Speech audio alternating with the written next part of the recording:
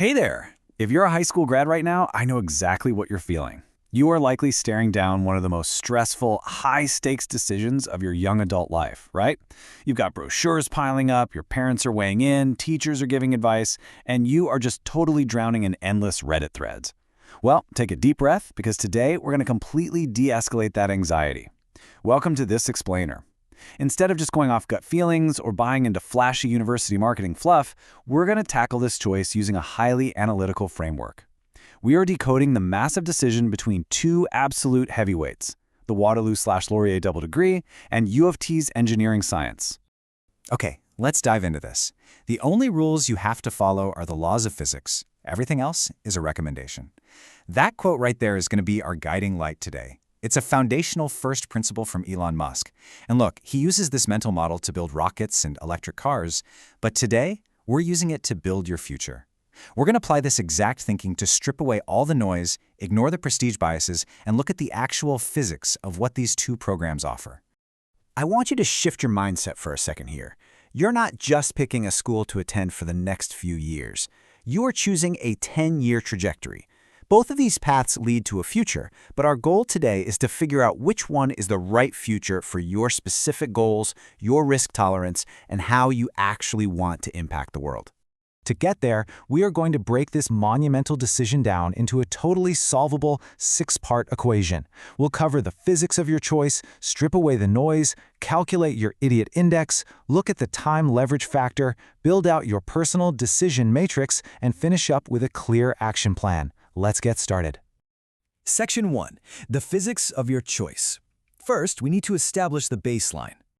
So before we apply any advanced mental models, we first need to just lay out the raw physical facts. And what's really interesting about this slide is how fundamentally different the core constraints of these two institutions actually are. Over on the left, Waterloo is a 5-year commitment. It legally binds computer science with business administration, and it embeds 12 to 16 months of mandatory co-op into your life. It's got this huge startup vibe, and it's heavily focused on rapid iteration. On the right, U of T EngSci is a 4-year crucible. It's focused purely on deep, cross-disciplinary physics and engineering. It is highly academic, incredibly rigorous, and completely lacks a built-in business or mandatory co-op layer. So those are the physical realities we're working with. Moving into Section 2, stripping away the noise and finding your asymptotic limit. With our baseline set, let's apply our first mental model. I want you to look right past the day-to-day classes and look at the absolute ceiling of each choice. In math, an asymptote is a line that a curve approaches as it heads toward infinity. Well, in our framework, your asymptotic limit is the theoretical optimal learning outcome. Basically, I want you to imagine the absolute perfect graduate from either of these programs 10 years from now. If you extract the absolute maximum value from your chosen path, who do you actually become? So here is the stark contrast between those two limits. Waterloo's absolute maximum gives you what we call a combination premium. You become a master of both tech and business. You're perfectly positioned as a tech startup founder, somebody who can effortlessly translate between writing complex Python code and pitching for venture capital. U of T EngSci, on the other hand, gives you deep vertical integration into the laws of physics. The ceiling here is literally becoming the lead engineer at a place like SpaceX or Tesla. You hold a rigorous, completely unshakable foundation in energy systems, materials, and hardware. All right, Section 3, calculating your idiot index. Time to talk about minimizing waste. Okay, obviously, not everyone hits the absolute ceiling. We also have to calculate the downside, and I like to call this the idiot index. It's essentially the probability that halfway through or even after graduation, you discover you've been learning things you will literally never use. A high index means high waste. I mean, nobody wants to spend years of their life sitting in a generic corporate finance class when all they actually want to do is design microchips, right?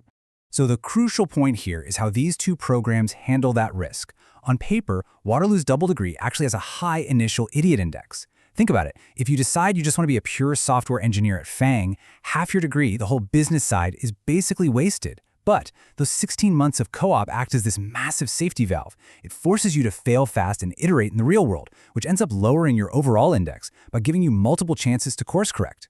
EngSci has a lower initial risk because, well, physics is universal for engineers. But if you suddenly realize in year 3 that you want to launch a startup, you have no built-in experimentation phase. You're going to have to self-teach the business side entirely on your own time.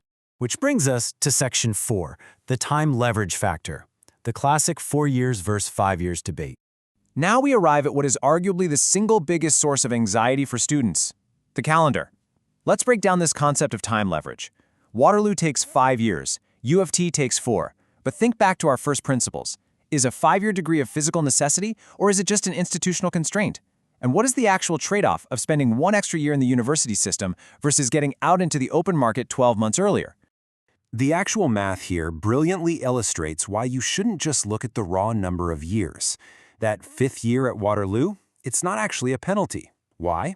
Because during your 16 months of co-op, you're likely going to earn between $80,000 to $100,000. You are effectively paying for your own tuition. You're getting an extra year to build a network of founders and structurally experiment with different careers without facing real-world consequences. Now, EngSci gets you into the real world faster, saving you a whole year. That is incredibly efficient for sure, but it's only the optimal choice if your career direction is already completely 100% locked in. Section 5. Your Personal Decision Matrix. It's time to choose your tribe. Okay, so we've broken down the physics, the ceilings, the waste ratios, and the time. Let's bring all these frameworks together to solve your specific equation. Look at this matrix. Neither program is universally better. It's entirely about what your existential anchor is. If you want unmatched engineering rigor and deep physics, EngSci wins easily. If you want startup prep, a high-growth network, and the space to experiment, Waterloo takes the crown.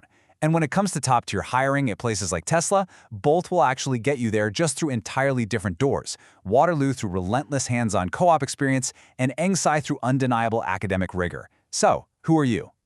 Let's break this down by your personal goals. If your dream is to start a tech company, build the next massive AI product, or run a SaaS business, you choose Waterloo.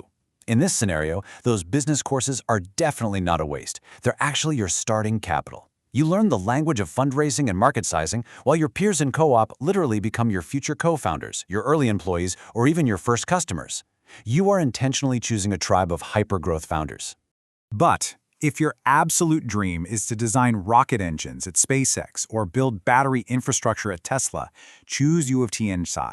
For these deep tech challenges, a profound understanding of physics isn't just nice to have, it's a non-negotiable hard constraint. EngSci builds the immense, grueling engineering rigor required for those specific roles, and graduating in 4 years means you accumulate postgraduate real-world engineering experience faster, all alongside a tribe of brilliant deep specialists and researchers. Now, what if you're sitting there right now thinking, I'm 17 years old, I have absolutely no idea what I want yet? Listen to me, that is completely okay. But if that is you, choose Waterloo. Waterloo is essentially a massive, well-funded engine specifically built for figuring yourself out. Those 16 months of co-op give you legal permission to try totally different industries every single year. It gives you the highest number of correction opportunities with the lowest real-world risk, while your co-op salary completely mitigates that 5-year commitment. All right, Section 6, the final action plan. Let's look at your next steps. Having a theory is great, but execution is literally everything. Let's shift from thinking about this to empowering action, and let's see how this builds your roadmap starting today. Step 1. Write down 3 sentences describing exactly where you want to be in 2030. Step 2. Jump on LinkedIn, find 5 alumni from each program, and ask them their biggest regrets and their biggest celebrations. Step 3. Get real data. Contact the schools for actual placement lists and salaries. And step 4, reverse engineer your risk. Ask yourself, what specific outcome would make me deeply regret choosing this path?